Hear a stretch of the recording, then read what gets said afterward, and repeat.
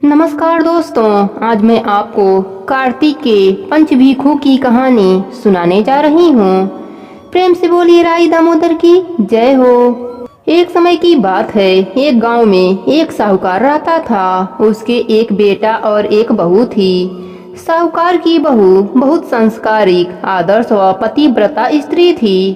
पूरे घर का काम बहुत अच्छे से संभाल लेती थी। वह बहुत सुंदर भी थी। बहू किसी भी पर पुरुष के सामने नहीं जाती थी। पुण्य कर्मों में, पूजा पाठ, दान में उसकी रुचि थी। हर वर्ष कार्तिक स्नान व्रत जरूर करती थी। कार्तिक के महीने में गंगा स्नान करती। कोई पर पुरुष ना देख ले, वह उजाला होने से पहले ही स्नान कर लेती थी। एक बार कार्तिक का महीना आया। उस नगर के राजा के बेटे ने भी कार्तिक स्नान करने का विचार किया।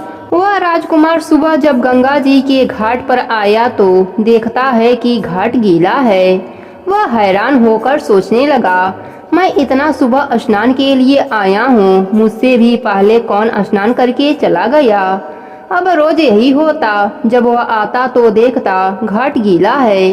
कार्तिक महीने के अंतिम 6 दिन बचे थे। उसी दिन साहूकार की बहू स्नान करके वापस जा रही थी। उसी समय राजा का बेटा स्नान के लिए आ रहा था। आवाज सुनकर बहू जल्दी जल्दी जाने लगी, लेकिन जल्दबाजी में वह अपना माला और मोजरी वहीं घाट पर छोड़ आई।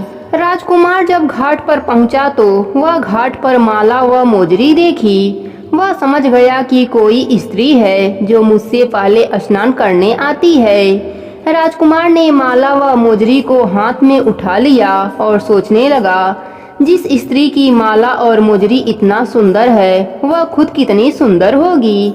उसके मन में पाप आ गया। उसने पूरे गांव में घोषणा करा दी कि जिस स्त्री की यह माला और मोजरी है, वह 5 रात मेरे पास आएगी। सारे गांव में थू थू होने लगी, लेकिन राजा का बेटा है, कोई बात टाल ही नहीं सकता। साहूकार की बहू ने राजा के बेटे को संदेश पहुंचाया, यह माला और मोजरी मेरी है। मैं 5 रात गंगा जी के घाट पर आऊंगी। वहां मुझसे जो कहना है कह लेना। साथ ही एक साक्षी भी लाना जो यह देख सके कि मैं 5 रातों तक वहां आई थी। राजकुमार ने कहा, इस परम सुंदरी को तो मैं ही देखूंगा, और अपने साथ एक बोलने वाले तोते को पिंजरे में घाट के किनारे पेड़ में टांग दिया और खुद वहां बैठकर उस स्त्री के सपने सजोने लगा।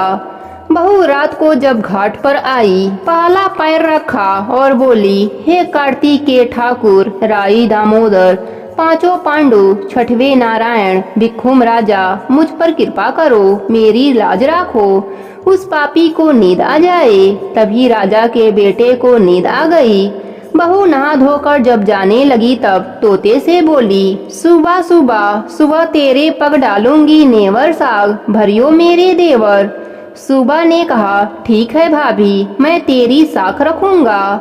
वह चली गई। तब राजा का बेटा हड़बड़ाकर उठा और सुबह से पूछा, वह आई थी क्या, कैसी थी? सुबह बोला, आभा की सी बिजली, होली की सी झल, केले की सी कामनी, गुलाब का सा रंग। अगले दिन राजा का बेटा सोचा, आज मैं अपनी अंगुली में चीरा लगा लेता हूँ, दर्द के मारे मुझे नींद नहीं आएगी। वह अपनी उंगली चीरकर वहाँ लेट गया। बहू आई और उसी तरह प्रार्थना करने लगी। राजकुमार को फिर से नींद आ गया। वह स्नान करके फिर से चली गई। राजकुमार ने फिर तोते से पूछा तो उसने फिर से वही सारी बातें दोहरा दी।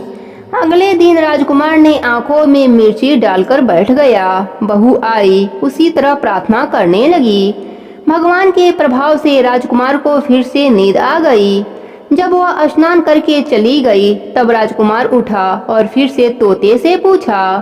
तोते ने वही सारी बातें उसे बता दी। चौथे दिन राजकुमार ने बिना बिस्तर के बैठा कि बिस्तर की गर्मी से मुझे नींद आ जाती है। बहू आई, उसने फिर से प्रार्थना करी, स्नान करके फिर से चली गई। राजकुमार फिर उठा, तोते से पूछा। तोते ने फिर से वही सारी बात बता दी। अगले दिन राजकुमार अंगीठी जलाकर बैठ गया। साहूकार की बहू आई, प्रार्थना करी कि भगवान 4 रातें तो निकाल दी, अब यह अंतिम रात है, इसे भी निकाल दो। भगवान ने फिर उसकी बात रखी और राजकुमार को फिर से नींद आ गई। जब वह जाने लगी तो तोते से बोली, इस पापी से कह देना कि 5 रातें पूरी हो गई है, वह मेरी माला और मोजरी मेरे घर भिजवा दे। जब राजकुमार की आंख खुली तो तोते से पूछा, क्या वह आई थी? तोता बोला, हाँ आई थी, और उसने अपनी माला और मोजड़ी मंगवाई है। यह सुनकर राजकुमार सोचने लगा कि वह तो सत्य की थी, तभी तो भगवान ने उसका सत रखा। कुछ दिनों बाद राजकुमार को कोढ़ हो गया। राजा ने ब्राह्मणों को बुलाकर पूछा, मेरे बेटे का शरीर क्यों जल रहा है? उसने तो कार्तिक स्नान भी किया है। तब ब्राह्मणों ने बताया, इसने पतिव्रता स्त्री पर बुरी नजर डाली है, इसलिए ऐसा हुआ है।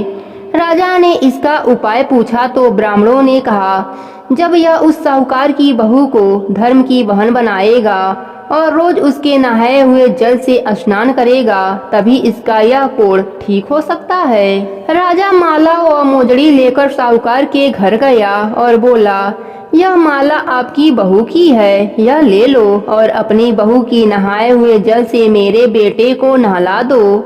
साहूकार बोला, महाराज, वह तो किसी पराये पुरुष का मुख नहीं देखती, आप इसे इस नाली पर बैठा दीजिए। जब वह नहाएगी तब उस पानी से आपका पुत्र नहा लेगा। राजा ने ऐसा ही किया। कुछ दिनों में उसका कोढ़ ठीक हो गया। हे पंचभीखु देवता, जैसे आपने साहूकार की बहू का सत रखा, वैसा ही सभी का सत रखना। अपने सभी भक्तों पर अपनी कृपा बनाए रखना। कहानी अधूरी हो तो पूरी करना, पूरी हो तो मान रखना। प्रेम से बोलिए पंचभीखु देवता की जय हो। राई दामोदर की जय हो।